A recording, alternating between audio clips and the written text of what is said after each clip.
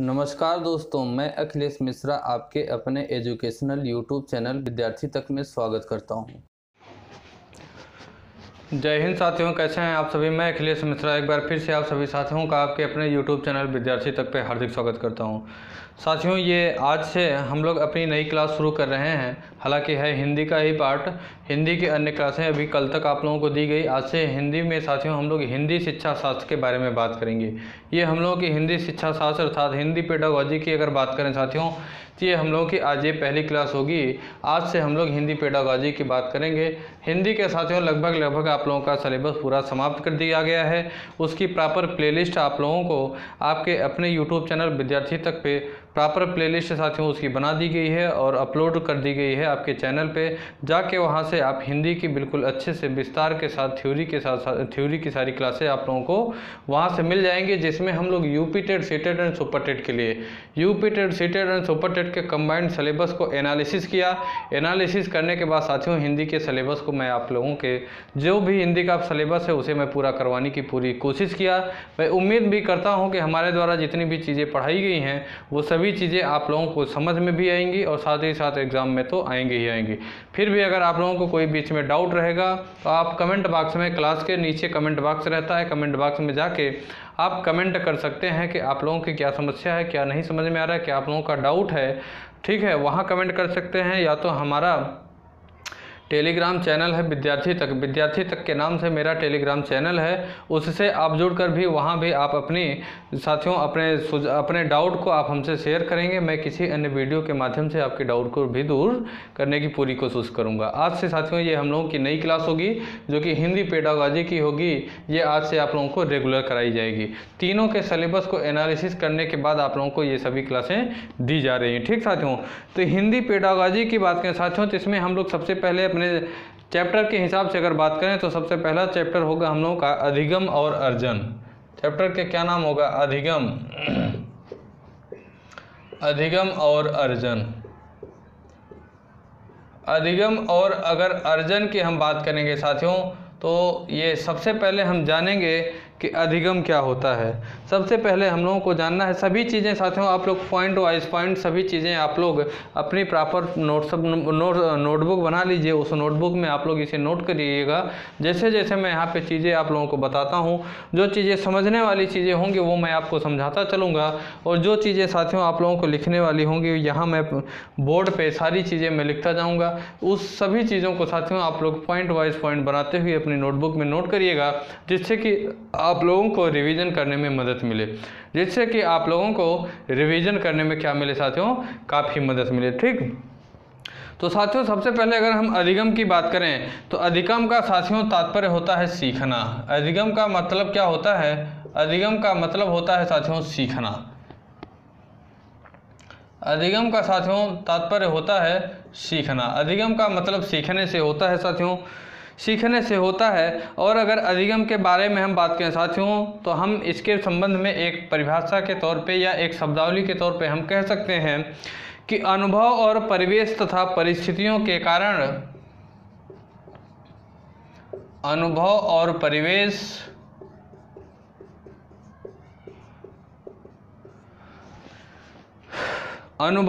परिवेश तथा परिस्थितियों के कारण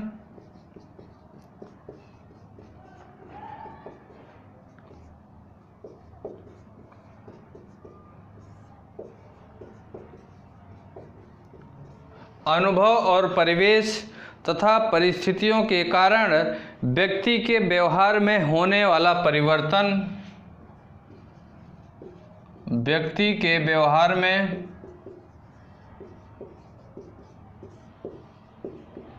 होने वाला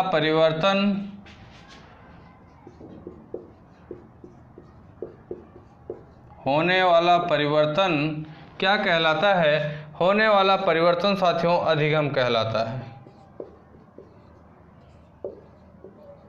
अधिगम कहलाता है। फिर से समझिएगा साथियों, हम लोग अधिगम और अर्जन के बारे में चर्चा कर रहे हैं। किसके बारे में? अधिगम और अर्जन के बारे में चर्चा कर रहे हैं। ये हम लोगों की आज से नई क्लास साथियों हिंदी शिक्षा शास्त्र। हिंदी शिक्षा शास्त्र की हम लोगों की आज से नई क्लास शुरू हुई है। इसे सभी लोग अच्छे से आप लोग देखिए। यहाँ से भी साथियों आप लोगों के एग्ज़ाम में क्वेश्चन पूछा जाता है। हिंदी की बात करें तो हिंदी की साथियों लगभग 30 नंबर, हिंदी के 30 नंबर के क्वेश्चन आप लोगों को पूछे जाते हैं। हिंदी का कितना 30 नंबर क्वेश्चन पूछा जाता, 30 नंबर का साथियों क्वेश्चन आप लोगों से पूछा जाता है, जो कि आप लोग अगर सभी क्लासें लेंगे, सभी क्लासें अगर आप लोग देखते हैं तो मैं आपको बता दूं, विश्वास दिलाता हूं कि एक भी क्वेश्चन आप लोगों का गलत नहीं होगा, एक भी क्वेश्चन आप लोगों का गलत नहीं हो सकता। तो अधिगम के संबंध में हमने आपको बताया साथियों कि अधिगम का मतलब होता है सीखना। इस संबंध में हम अपनी भाषा के तौर पे अगर लिखना चाहें तो हम लिखें, भाषा के तौर पे हम लोगों ने लिखा साथियों कि अनुभव और परिवेश। अनुभव हमारा क्या है, मेरा परिवेश क्या है, साथ ही साथ साथियों परिस्थितियों के कारण हमारी परिस्थितियां क्या रही हैं, मेरा अनुभव क्या रहा, पिछला मेरा अनुभव क्या रहा, मैं कैसे परिवेश में रहा, उठा बैठा, पढ़ा लिखा, मेरा पहनावा ओढ़ावा कैसा रहा, कैसे वातावरण में मैंने टहला घूमा, मेरे संगी साथी सहपाठी लोग, मेरे फ्रेंड्स लोग कैसे रहे, साथ ही साथ मेरी परिस्थिति क्या रही, मेरी परिस्थिति क्या रही अर्थात मैं कैसी चीज़ें खाता था, कैसी चीज़ें पहनता था, कैसी चीज़ों के साथियों कैसे मैं लोगों के बीच में उठता था बैठता था, ये सारी चीज़ें, इन सभी चीज़ों के कारण अर्थात अनुभव, परिवेश और परिस्थितियों के कारण व्यक्ति के व्यवहार में जो परिवर्तन होता है, किसी भी व्यक्ति के व्यवहार में साथियों क्या होता है, व्यवहार में जो परिवर्तन होता है उसी को हम अधिगम कहते हैं। उसी को हम क्या कहते हैं, उसी को हम अधिगम कहते हैं। ठीक साथियों, अनुभव और परिवेश तथा परिस्थितियों के कारण व्यक्ति के व्यवहार में होने वाला जो परिवर्तन होता है इसी को हम अधिगम कहते हैं। अब हम अगर साथियों बात करें भाषा अधिगम क्या होता है, भाषा अधिगम क्या होता है, इसके बारे में हम बात करें। अभी तक हम लोगों ने साथियों बात किया कि अधिगम क्या होता है, अधिगम सिर्फ अधिगम, अधिगम क्या होता है ये हम लोगों ने बात किया। अब हम लोग बात करेंगे कि भाषा अधिगम क्या होता है, भाषा अधिगम क्या होता है इसके बारे में बात करें तो भाषा अधिगम का तात्पर्य होगा साथियों कि भाषा को सीखना, भाषा को सीखना, भाषा को सीखना, यही साथियों क्या कहलाता है, भाषा अधिगम कहलाता है। भाषा को सीखना ही क्या कहलाता है, भाषा को सीखना ही साथियों भाषा अधिगम कहलाता है। अब इसे अगर हम अपने शब्दों में लिखें तो हम लिख सकते हैं साथियों कि भाषा के कौशलों पर अधिकार प्राप्त करके, हम इसे अपने शब्दों में लिख सकते हैं कि भाषा के कौशलों पर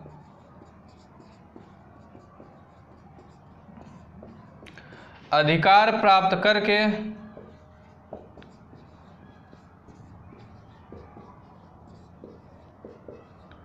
भाषा के कौशलों पर अधिकार प्राप्त करके उनका परिवेश और परिस्थितियों के अनुसार, उनका परिवेश और परिस्थितियों के अनुसार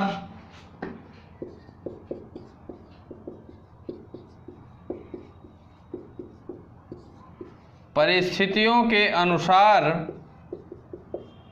परिवर्तन, परिस्थितियों के अनुसार प्रयोग तथा व्यवहार करना,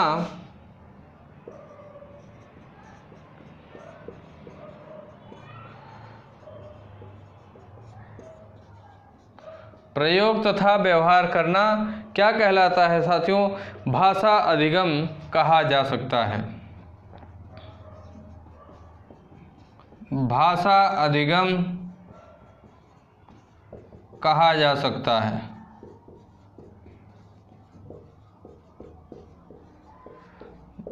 भाषा अधिगम कहा जा सकता है। साथियों हम लोगों ने अधिगम जाना, उसके बाद हम लोगों ने जाना कि भाषा अधिगम क्या होता है। तो भाषा अधिगम का तात्पर्य मैंने आपको बताया कि भाषा अधिगम का तात्पर्य होता है कि भाषा को सीखना। चूँकि अधिगम का तात्पर्य होता है सीखना, तो भाषा अधिगम का क्या तात्पर्य होगा कि भाषा को सीखना। इस संबंध में अगर हम इसे अपने भाषा में लिखना चाहें, अपने भाषा में अगर हम इसी चीज़ को लिखना चाहें तो हम लिखेंगे साथियों कि भाषा के जो कौशल हैं हमारे, भाषा के कौशलों पर अधिकार प्राप्त करना, भाषा के जो कौशल हैं साथियों उन कौशलों पर अधिकार प्राप्त करना, और परिवेश और परिस्थिति, उन कौशलों पर अधिकार प्राप्त किया जाए, उसके बाद उनका परिवेश और परिस्थिति के अनुसार, हमारा क्या परिवेश है, हमारी क्या परिस्थिति है, इस परिवेश और परिस्थिति के अनुसार इन्हीं भाषा कौशलों का जिस पे हम अधिकार प्राप्त किए हैं इनका साथियों प्रयोग किया जाए, साथ ही साथ व्यवहार करना। परिस्थिति के अनुसार प्रयोग तथा व्यवहार करना ही क्या कहलाता है, भाषा अधिगम कहलाता है। क्या कहलाता है, भाषा अधिगम कहा जाता है। साथियों हम अगर बात करें तो भाषा अधिगम के द्वारा व्यक्तियों के व्यवहार में परिवर्तन किया जाता है। भाषा अधिगम के द्वारा साथियों किसके द्वारा, व्यक्तियों के व्यवहार में परिवर्तन होता है। एक 7-8 वर्ष का बालक एक से अधिक भाषाएं सहज ही सीख लेता है। जो 7-8 वर्ष का साथियों बालक होता है वो कई प्रकार की भाषाओं को काफ़ी सरलता से, काफ़ी आसानी से सीख लेता है। कई प्रकार की भाषाओं को सहजता से साथियों काफ़ी आसानी से वो क्या करता है, सीखने का काम करता है। लेकिन साथियों उसमें सीखने और अनुकरण की प्रवृत्ति अधिक होती है और उनमें संकोच भी कम होता है। जो 7-8 साल के बालक होते हैं उनमें सीखने की, समझने की और अनुकरण करने की जो प्रवृत्ति होती है वो अधिक होती है। वो क्या होती है, अधिक होती है। और साथियों इस जो 7-8 वर्ष के जो बालक होते हैं इनमें जो संकोच की, हिचकिचाहट की, शर्मिंदगी की जो स्थिति परिस्थिति लोगों के साथ बनती है ये क्या होती है, बहुत कम मात्रा में होती है। उनमें संकोच की स्थिति परिस्थिति जो बनती है वो काफ़ी कम मात्रा में बनती है। भाषा साथियों भाषा विज्ञान के विद्वानों का एक वर्ग का, भाषा जो है भाषा विज्ञान के विद्वानों का एक वर्ग कहता है साथियों कि फिर से समझिए कि भाषा विज्ञान के कुछ विद्वान हैं, इन विद्वानों के एक वर्ग कहता है साथियों कि बालकों में भाषा को ग्रहण करने की सहज प्रवृत्ति होती है। भाषा विज्ञान के विद्वानों का एक वर्ग कहता है साथियों बालकों के संबंध में, पहला वर्ग क्या कहता है बालकों के संबंध में, ये कहता है कि बालकों में भाषा को ग्रहण करने की सहज प्रवृत्ति होती है। बालकों में भाषा को ग्रहण करने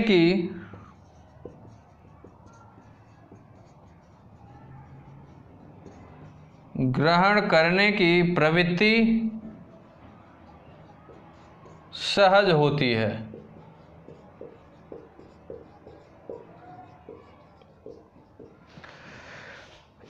भाषा विज्ञान का साथियों एक वर्ग का मत यह है कि बालकों में भाषा को ग्रहण करने की प्रवृत्ति क्या होती है, सहज होती है। लेकिन साथियों दूसरा वर्ग इस संबंध में क्या कहता है, दूसरा वर्ग कहता है कि बालक का भाषा ज्ञान अर्जित करना सामाजिक भाषाई परिवेश पर आधारित होता है। भाषा विज्ञान का ही दूसरा वर्ग क्या कहता है, लिखेंगे हम लोग उसे भी, कहता है कि बालक का भाषा ज्ञान अर्जित करना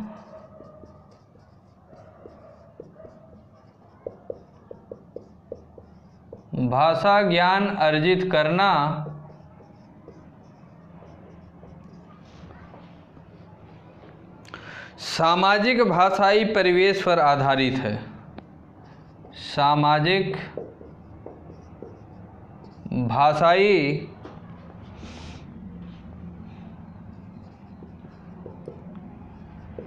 परिवेश पर आधारित है।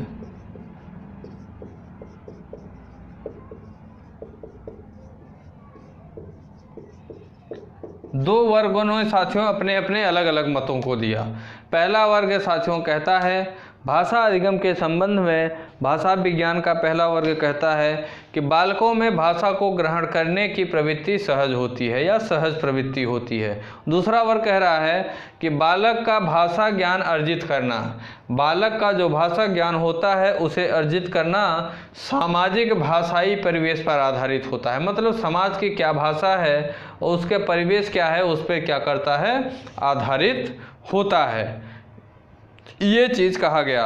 वास्तव में साथियों भाषा को ग्रहण करने की दृष्टि से दोनों का ही महत्वपूर्ण योगदान है। क्यों योगदान है कि जैसे परिवेश में हम उठेंगे, बैठेंगे, बोलेंगे, बतियाएंगे, टहलेंगे, घूमेंगे, साथियों खाएंगे, पिएंगे, तमाम चीज़ें, उस परिवेश से संबंधित तमाम चीज़ें जो होती हैं उसमें धीरे धीरे व्यक्ति क्या होता है, ढलने लगता है। धीरे धीरे व्यक्ति उसी परिवेश में क्या होता है, वह ढलने लगता है। बालकों में साथियों भाषा को ग्रहण करने की प्रवृत्ति भी सहज होती है। जैसे आप जानते हो कि छोटे बालक जो हैं कभी कभी क्या होता है कि गार्जियन मजाक के रूप में ही, हंसी मजाक के रूप में ही बालकों को गालियाँ भी सिखाने लगते हैं। तो जो छोटे बालक होते हैं वो गालियाँ सीखते हैं। कभी कभी जो अच्छे परिवेश के लोग होते हैं, अच्छे माता पिता होते हैं, वो अपने बच्चों को बड़ों से सुबह उठ के ही नमस्कार करने की प्रवृत्ति सिखाते हैं या तो पैर छूने की चीज़ें सिखाते हैं। मतलब जब छोटे बच्चे होंगे तो उन्हें आप जिस प्रकार की शिक्षा देंगे, जिस प्रकार का ज्ञान देंगे, जैसी भाषा का साथियों आप लोग उन्हें क्या देंगे, अधिगम कराएंगे, सिखाएंगे, उसी प्रकार की वो भाषा, उसी प्रकार की बोलचाल की चीज़ें या और भी जो हैं वो प्रवृत्तियों को क्या करेंगे, वो सीखने का काम करेंगे। ठीक साथियों, तो यही चीज़ यहाँ पे बताया गया कि जो बालक होते हैं उनमें क्या होता है, भाषा को ग्रहण करने की जो प्रवृत्ति होती है वो काफ़ी सहज होती है और सरल होती है। अब आगे और हम बात करें साथियों, तो भाषा को सीखने में प्रेरणा का भी काफ़ी महत्व, अभिरुचि प्रेरणा देती है। अभिरुचि क्या होती है साथियों, वो प्रेरणा देती है और भाषा को सीखने में प्रेरणा का भी बहुत बड़ा महत्व होता है। आगे हम बात करेंगे साथियों कि भाषा अधिगम की प्रक्रिया क्या होती है। भाषा अधिगम की प्रक्रिया क्या होती है ये हम बात करेंगे। इसे हम मिटा रहे हैं, इसे आप लोग लिख लिए होंगे और लिखना आवश्यक है। लिखना आवश्यक है कि आपसे जैसे पूछ लेगा कि निम्न में से कौन सा वाक्य अधिगम से संबंधित है, निम्न में से कौन सा वाक्य अधिगम से संबंधित है, या से आपसे वो पूछ लेगा कि निम्न में से कौन सा वाक्य अधिगम से संबंधित नहीं है, या तो आपसे पूछेगा कि निम्न में से कौन सा वाक्य भाषा अधिगम से संबंधित है। इस तरीके से साथियों पूछेगा। आपसे यह भी पूछ सकता है कि भाषा विज्ञान के विद्वानों ने निम्न में से कौन से वर्ग को बताया। दोनों में से कोई एक वर्ग दे देगा। ठीक साथियों, तो इस प्रकार से क्वेश्चन एग्जामिनर आप लोगों से पूछता है। अब आगे हम जानेंगे कि भाषा अधिगम की प्रक्रिया क्या होती है। भाषा अधिगम की प्रक्रिया क्या होती है।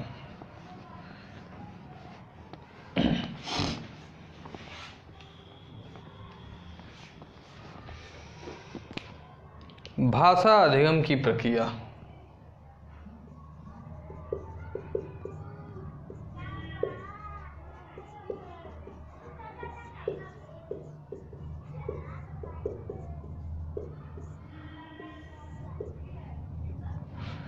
भाषा अधिगम की प्रक्रिया की बात करें साथियों, तो भाषा अधिगम की प्रक्रिया से हम अगर बात करें तो इसका मतलब होता है साथियों कि भाषा या किसी विषय के विभिन्न अंगों से ज्ञान प्राप्त करना। इसका तात्पर्य होता है साथियों, क्या होता है कि भाषा या किसी विषय के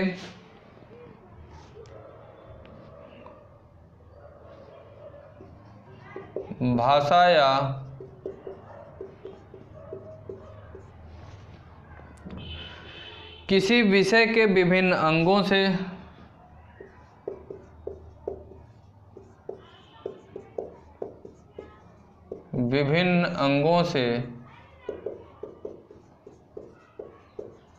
भाषा या किसी विषय के विभिन्न अंगों से ज्ञान प्राप्त करना।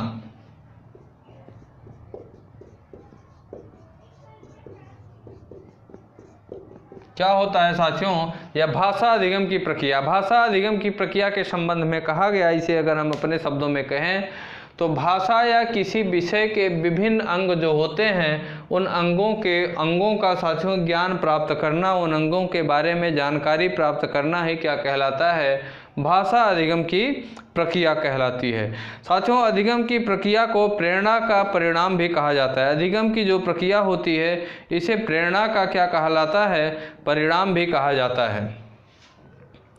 अधिगम की प्रक्रिया को नोट कर लीजिए। अधिगम की प्रक्रिया को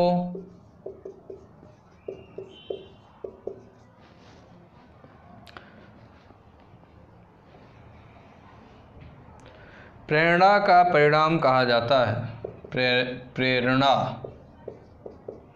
प्रेरणा का परिणाम कहा जाता है।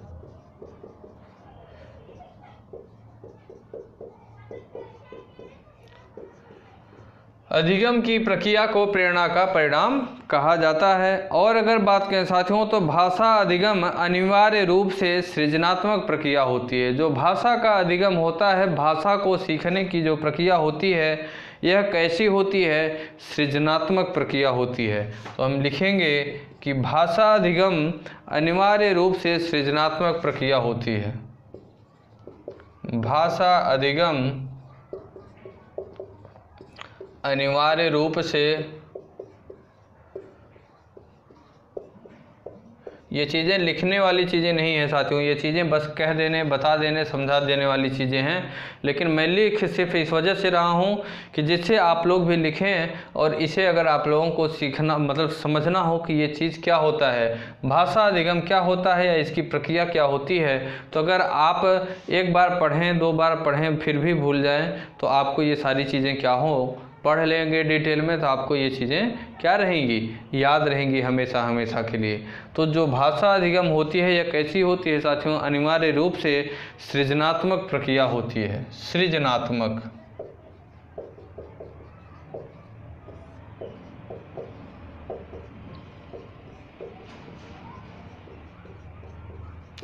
अनिवार्य रूप से यह कैसी प्रक्रिया साथियों? भाषा अधिगम जो होता है यह हर हाल में सृजनात्मक प्रक्रिया की श्रेणी में आता है। समय पर साथियों बदलने वाली सामाजिक तथा बौद्धिक प्रवृत्तियों के सीखने के लिए औपचारिक और अनौपचारिक शिक्षा की भी जरूरत होती है। समय समय पे कैसे? समय समय पे साथियों जो भी बदलने वाली सामाजिक या बौद्धिक प्रवृत्तियों के सीखने के लिए साथियों क्या होती है? औपचारिक और अनौपचारिक शिक्षा की भी ज़रूरत पड़ती है। हर एक व्यक्ति में साथियों अपने विचारों और भावों को प्रकट करने की एक सहज प्रवृत्ति होती है। कौन सा व्यक्ति कौन सी अपने भावों को, अपने विचारों को, अपने शब्दों को, अपने वाक्यों को किस प्रकार से वो प्रकट करेगा? प्रत्येक व्यक्ति की अपनी अपनी भाषा शैली होती है, अपनी अपनी प्रवृत्ति होती है, अपना अपना तरीका होता है, अपना अपना लहजा होता है। ठीक साथियों, तो वही चीज़ कहा गया कि हर एक व्यक्ति में अपने विचारों और भावों को प्रकट करने की क्या होती है? सहज सी प्रवृत्ति होती है। बालक जिस प्रकार के वातावरण में रहता है उस भाषा को अनुकरण के द्वारा सीखा जाता है। बालक साथियों जिस भी प्रकार के वातावरण में रहेगा उसी वातावरण से संबंधित क्या जो भाषा होगी उन भाषाओं का क्या करेगा? अधिगम करेगा या उन भाषाओं को सीखने का काम करेगा। भाषा अधिगम में साथियों व्यक्तिगत भेद भी पाए जाते हैं। भाषा अधिगम में कुछ व्यक्तिगत भेद भी पाए जाते हैं।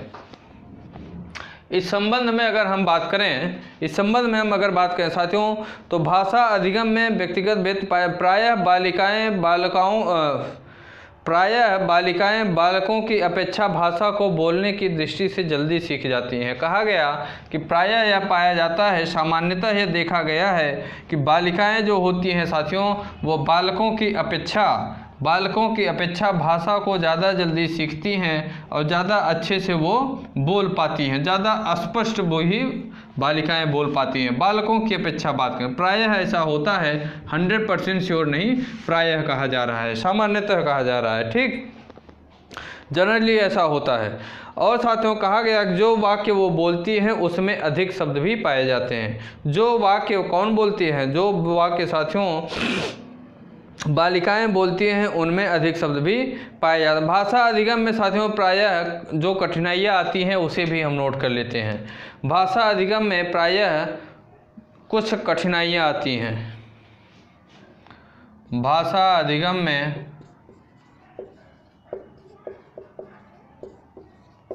प्रायः ये कठिनाइयाँ आती हैं।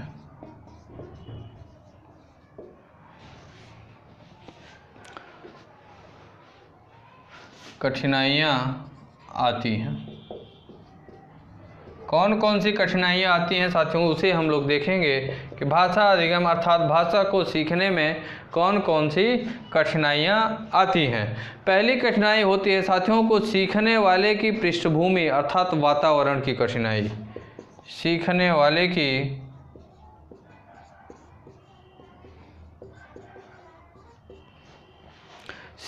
वाले की पृष्ठभूमि क्या है, अर्थात वातावरण। सीखने वाले की पृष्ठभूमि क्या है। अगली कठिनाई बताई गई साथियों कि दैहिक अस्वस्थता या विकृति के कारण भी उसे कठिनाई आती है। दैहिक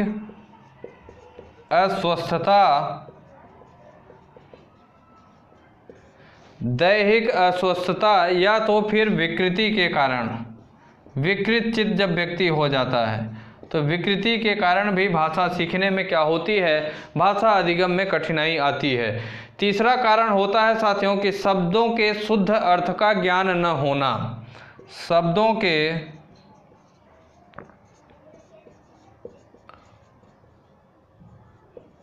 शुद्ध अर्थ का ज्ञान न होना। शब्दों के शुद्ध अर्थ का ज्ञान न होना भी साथियों क्या होता है, भाषा अधिगम में यह भी एक कठिनाई का विषय होता है। अगला कारण बताया गया साथियों भयभीत रहना। जब आप भयभीत रहेंगे तो शब्दों का सही प्रोनाउंसिएशन नहीं कर पाएंगे, सही उच्चारण आप नहीं कर पाएंगे। तो क्या होता है कि भयभीत रहना भी भाषा सीखने का एक क्या होता है, भाषा अधिगम में समस्या का कारण होता है। तो भयभीत होना या तो रहना, लिखिए भयभीत रहना। संकोच करना भी साथियों या संकोची स्वभाव भी लिख सकते हैं, संकोची स्वभाव।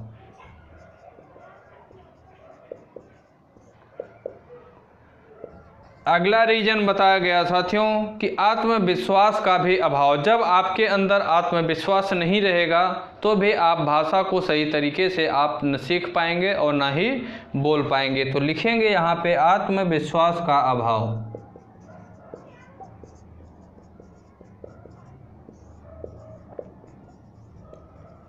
आत्मविश्वास का अभाव। सातवां और अंतिम कारण बताया गया कि मानसिक अस्वस्थता। मानसिक अस्वस्थता,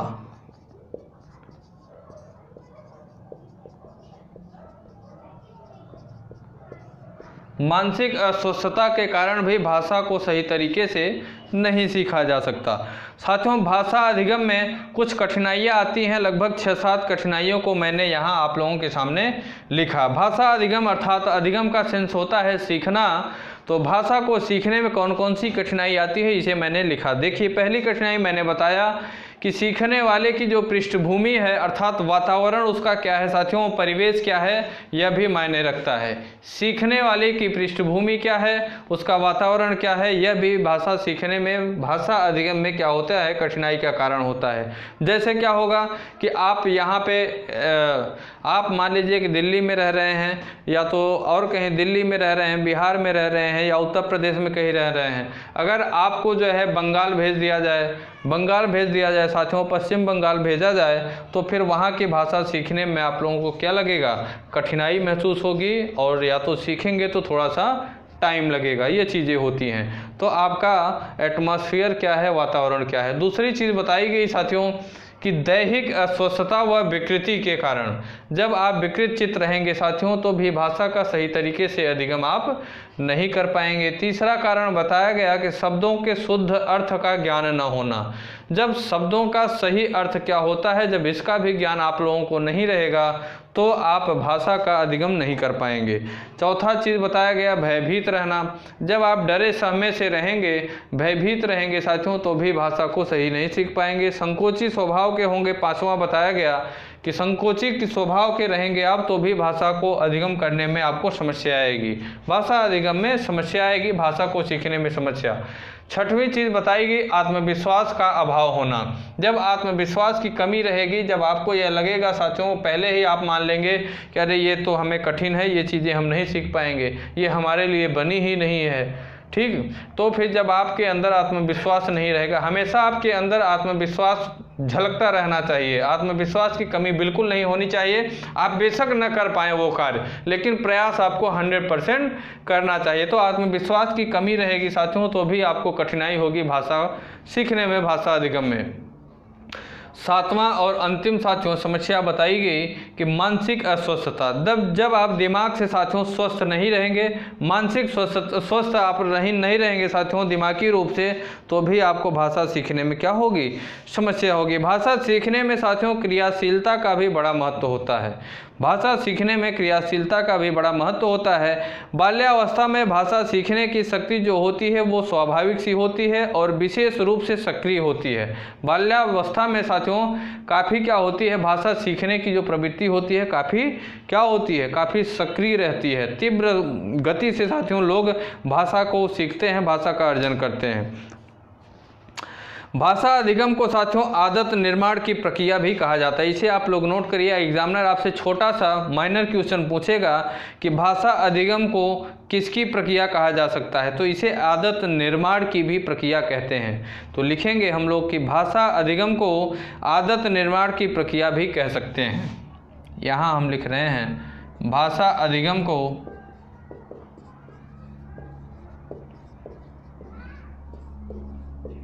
आदत निर्माण की प्रक्रिया भी कह सकते हैं। आदत निर्माण।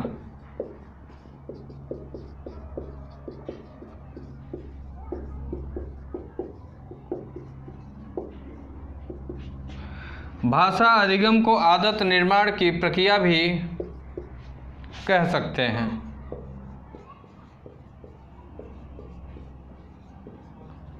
आदत निर्माण की प्रक्रिया भी कह सकते हैं। भाषा को सीखना साथियों कौशल के सीखने के समान होता है। भाषा को सीखना कौशल के सीखने के समान होता है। इसमें साथियों अभ्यास और आवृत्ति का बड़ा महत्व होता है। भाषा को सीखने के लिए बार बार हमें वही चीज़ें बोलनी पड़ती हैं, बार बार उसका अभ्यास करना पड़ता है। लैंग्वेज का बार बार हमें क्या करना पड़ता है, अभ्यास भी करना पड़ता है। इन सभी लोगों की किसकी अभ्यास की और आवृत्ति का मतलब बार बार दोहराना साथियों क्या होता है, इसका बहुत महत्व होता है। भाषा की तरह कौशल की तरह भाषा सीख लेने पर उसका व्यवहार या प्रयोग यंत्रावत हो जाता है। कौशल की तरह भाषा सीख लेने का उसका व्यवहार जो होता है या प्रयोग कैसा होता है, एक यंत्रावत अर्थात यंत्र के तरह होता है। ये साथियों आज हम लोगों ने अपने हिंदी शिक्षा शास्त्र की शुरुआत किया है। आज की क्लास से हम लोग हिंदी शिक्षा शास्त्र साथियों पेडागॉजी की शुरुआत किया है, जिसकी हम लोगों की यह पहली क्लास है। इसे आप लोग शुरू से लेकर लास्ट तक देखिएगा, अच्छे से समझिएगा। अच्छे से क्या करिएगा, इसे देखिएगा, समझिएगा, पढ़िएगा। जो जो पॉइंट आप लोगों को दिया गया है, सिंपल सा क्वेश्चन आपसे जैसे पूछ लेगा कि भाषा अधिगम अनिवार्य रूप से सृजनात्मक प्रक्रिया है, यह मैंने आपको बताया, तो आपसे एग्जामिनर पूछ लेगा कि निम्न में से भाषा अधिगम कौन सी प्रक्रिया है। तो यहाँ आपको बताना पड़ेगा साथियों, ऑप्शन दे देगा सृजनात्मक प्रक्रिया, या 3 ऑप्शन ऐसे दे देंगे जो इनमें से जो मतलब इससे संबंधित भाषा अधिगम से संबंधित नहीं होंगी, इस प्रक्रिया से संबंधित। एक ऑप्शन आपको देगा सृजनात्मक प्रक्रिया। अगर आप पढ़े रहेंगे तभी आप यहाँ पे बता पाएंगे। और मैंने बताया कि अधिगम की जो प्रक्रिया होती है क्या होती है, प्रेरणा का परिणाम कहा जाता है। अधिगम की प्रक्रिया को ही प्रेरणा का क्या कहलाता है, परिणाम भी कहा जाता है। तो इन सभी चीज़ों को आप पढ़ेंगे, अपनी नोटबुक में नोट करेंगे, साथ ही साथ रिवीजन भी करेंगे साथियों, तभी ये चीज़ें आप लोगों को क्या होंगी, आप लोगों को याद होंगी। ठीक, ये बातें तो मैंने आपको बता ही चुका। तो इसे आप लोग देखिएगा, क्लास को शुरू से लेकर लास्ट तक देखिए, नोट्स अपनी बनाइए स्वयं से अपने हाथ से लिखी हुई। और बाकी हिंदी की अगर बात करें तो हिंदी का लगभग पूरा सिलेबस समाप्त हो चुका है, जिसकी आपके चैनल पे प्रॉपर प्लेलिस्ट बना दी गई है, वहाँ से क्लासों को आप लोग देख सकते हैं। बाल विकास की क्लास आप लोगों की चली रही है। हिस्ट्री एंड ज्योग्राफी की क्लासें साथियों पूरी नहीं हो पाई हैं आप लोग किसी कारणवश, मैं वो क्लासें भी आप लोगों को दे रहा हूँ, लेकिन थोड़ा सा सिलेबस के लिए उसके धैर्य रखिए, लेकिन आप लोग पढ़ते रहिए। ठीक, बाल विकास का लगभग 95% सिलेबस समाप्त हो चुका है। हिंदी का भी लगभग 100% सिलेबस समाप्त हो चुका है। ये पेडागॉजी का पार्ट बचा हुआ है, लगभग आपके एग्जाम होने से पहले मैं इसे भी ख़त्म कर दूंगा, ये पूरी गारंटी है मेरी। ठीक, और क्लासों को आप लोग देखा करिए। अगर आप लोगों की कोई समस्या है, कोई प्रॉब्लम है, कोई डाउट है, तो हमारे टेलीग्राम चैनल विद्यार्थी तक का टेलीग्राम चैनल बना हुआ है, वहाँ से आप जुड़िए, वहाँ आप अपने डाउट को हमसे शेयर करिए। मैं आपके डाउट को किसी अन्य वीडियो के माध्यम से, किसी अन्य वीडियो के माध्यम से जो भी आप लोगों का डाउट रहेगा उसे मैं दूर करने की भी पूरी कोशिश करूँगा। बाकी क्लासें आप लोगों को पर डे आप लोगों को दी ही जा रही हैं। ठीक, तो ठीक है, फिर क्लास को ओवर करते हैं। साथियों, क्लास कैसी लगी इसकी प्रतिक्रिया आप लोग कमेंट बॉक्स में कमेंट करके जरूर दीजिएगा। क्लास अगर अच्छी लगी हो तो क्लास को लाइक करना भी बिल्कुल मत भूलिएगा। क्लासों को आप लोग ज़्यादा से ज़्यादा शेयर भी किया करिए, जिससे कि अन्य विद्यार्थियों तक भी साथियों ये क्लासें पहुँचें जिन्हें ऐसे क्लासों की सख्त से सख्त आवश्यकता है, और वो भी साथियों विद्यार्थी तक यूट्यूब चैनल के परिवार का हिस्सा बन सकें। ठीक साथियों, तो क्लासों को आप लोग शेयर भी किया करिए। अगर आप हमारे यूट्यूब चैनल विद्यार्थी तक पे नए हैं और आप अभी तक हमारे यूट्यूब चैनल विद्यार्थी तक को सब्सक्राइब नहीं किए हैं तो आप भी हमारे यूट्यूब चैनल विद्यार्थी तक को सब्सक्राइब करें, साथ ही साथ बेल आइकन को दबाना ना भूलें, जिससे कि अन्य क्लासों की नोटिफिकेशन या अन्य जो एजुकेशनल रिलेटेड इंफॉर्मेशन है वो भी आप तक आसानी से पहुंच सके। ठीक साथियों, क्लास को ओवर करते हैं। जय हिंद, जय भारत।